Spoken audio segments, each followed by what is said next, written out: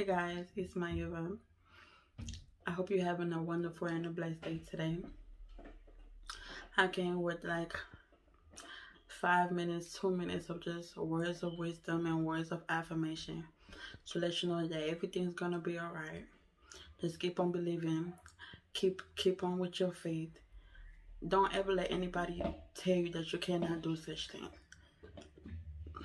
There's a big word out there. Say thank you to all the closed doors and thank your God for all the open doors that He's about to or already have opened for you. Don't let what you see or people keep telling you no or shutting you down, shut your pride and make you feel some type of way. Keep knocking, keep going, keep thriving.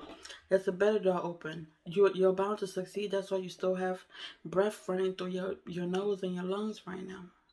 That's what I learned over all my struggles and tribulations that I went through. You only live one life and live it to the fullest. Don't waste it walking the devil's path. You understand? Make that light shine on you every single day.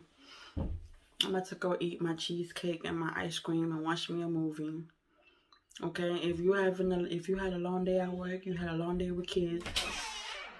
If it's 9 p.m.